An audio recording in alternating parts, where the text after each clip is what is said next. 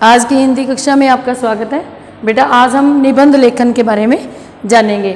बहुत ही महत्वपूर्ण विषय, लगभग हर कक्षा में ही होता है, लेकिन 8वीं से 10वीं तक ये 8 से 10 अंकों का पूछा जाता है।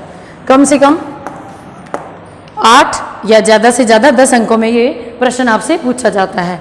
सभी बच्चों को निबंध लिखना आता है, लेकिन अगर कुछ इसके महत्वपूर्ण तथ्यों को जान लिया जाए तो आप निबंध में पूरे के पूरे अंक भी प्राप्त कर सकते हैं।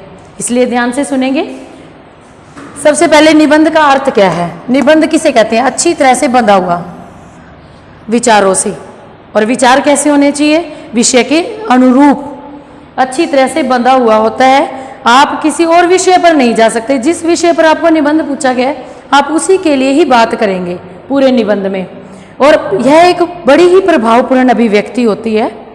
हम अपने जब भी हम कोई परीक्षा में अवलोकन करता है तो लेखनी द्वारा सबसे बढ़िया होता है बच्चे का निबंध अवश्य पढ़ा जाता है, देखा जाता है कि उसके विचार कैसे हैं। यह एक प्रभावपूर्ण अभिव्यक्ति होती है। निबंध आपको क्या सावधानियां रखनी है निबंध लिखते समय? सबसे पहले तो आप वो विषय चुने। निबंध में क्या होता है, हमारी इच्छा होती है, 3 या 4 विषय दिए होते हैं, हमें उनमें से एक को लेना होता है। आप वो विषय चुने जिसमें आप ज़्यादा जानकारी रखते हो, जिसके सभी तथ्यों से आप अवगत हो। उसका अर्थ क्या है, ऐसा क्यों है, कैसे है, हम इससे कैसे बच सकते हैं, सावधानियां, सब कुछ पता होना चाहिए। सबसे पहली क्या है सावधानी? निबंध की भाषा जो है वो विषय अनुरूप होनी चाहिए। आप अपने विषय से हटे नहीं।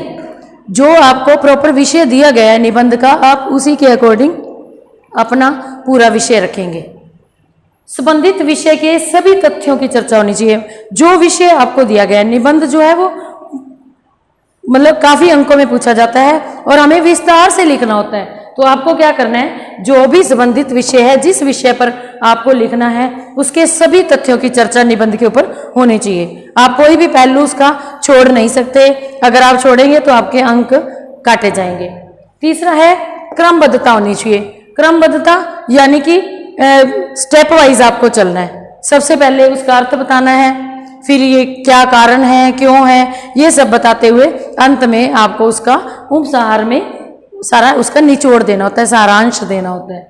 फिर उसके बाद एक और सावधानी है पुनरावृत्ति से। बहुत सारे विद्यार्थी देखा जाता है, जब हम चेक करते हैं पेपर, आपकी परीक्षा होती है और हम उत्तर पुस्तिका जांच की जाती है, तो उसमें बच्चे क्या करते हैं, एक ही पंक्ति को बार बार लिखने का प्रयास करते हैं। ये सबसे बड़ी कमी होती है विद्यार्थियों के अंदर।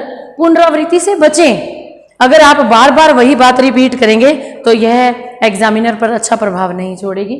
फिर सबसे मुख्य बात क्या है, इसके अंग कितने हैं, कम से कम कितने आपको देने जरूरी हैं। सबसे पहले होती है प्रस्तावना, भूमिका भी कहते हैं इसको।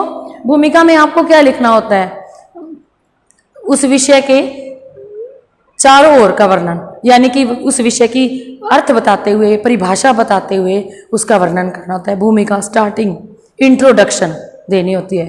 फिर उसके बाद है विस्तार। विस्तार में आपका पूरे के पूरे आपके विचार होते हैं। आप ऐसी भाषा का प्रयोग करो जो सरल और सहज हो। अगर आपको किसी शब्द का अर्थ नहीं पता तो उस शब्द का प्रयोग करने से बचना चाहिए। फिर उसके बाद है उपसंहार, यानी कि एंड। देखो बेटा, प्रस्तावना और उपसंहार बहुत ही अच्छा होना चाहिए। सबसे ज़्यादा अंक इसी पर निर्भर करते हैं। अगर आपकी प्रस्तावना और उपसंहार बहुत अच्छा होता है तो विस्तार में इतनी प्रॉब्लम नहीं आती है, वो आप आराम से दे सकते हो। लेकिन तथ्य सच्चे और सही होने चाहिए। गलत भाषा का प्रयोग वर्जित है, वो कभी भी नहीं करना चाहिए प्रयोग। उसके बाद है निबंध के प्रकार या भेद। निबंध 4 प्रकार का होता है मुख्य रूप से। वैसे तो निबंध के कई प्रकार हैं, लेकिन मुख्य रूप से आपके विषय में 4 प्रकार माने गए हैं। वर्णनात्मक निबंध, वर्णन करते हैं। जब हम किसी भी त्योहार का वर्णन करते हैं, जैसे आप लोग दीपावली लिखते हो, किसी मैच का वर्णन करते हो, क्रिकेट मैच हो गया, फुटबॉल मैच का आंखों देखा, वो वर्णन करते हैं तो उसको वर्णनात्मक कहते हैं। कोई आपके स्कूल में मेला लगा या कोई और भी धार्मिक मेला लगा, कोई प्रदर्शनी है, तो इसका वर्णन करते टाइम हम उसको क्या कहते हैं, वर्णनात्मक निबंध। दूसरा है विवरण देना किसी भी यात्रा का। जैसे मान लो आपके विद्यालय में वार्षिक उत्सव, आप उसका विवरण लिख रहे हैं, तो उसको इसके अंतर्गत रखा जाता है विवरण विवरण देना, विवरणात्मक निबंध। तीसरा है विचारात्मक निबंध। विचार, कोई समस्या हो गई, महंगाई की, बेकारी की, भूखमरी, जनसंख्या, समस्याओं से भरा पड़ा है, हमारी सामाजिक समस्याएं, अंधविश्वास हो गया, धार्मिक समस्या, तो उस पर हम विचार करते हैं। अनुसार में आपको इसका सुझाव भी देना होता है, सॉल्यूशन भी देना होता है कि हम इससे कैसे बचें।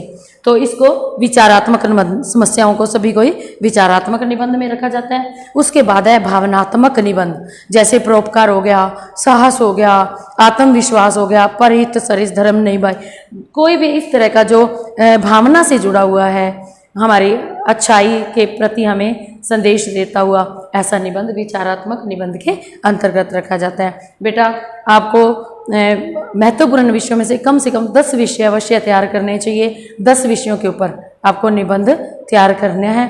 ये आपका बहुत ही महत्वपूर्ण विषय है। कम से कम 8वीं 9वीं में 8 नंबर का और 10वीं में ये 10 अंकों में पूछा जाता है। आशा है आप तैयारी कर लेंगे। धन्यवाद।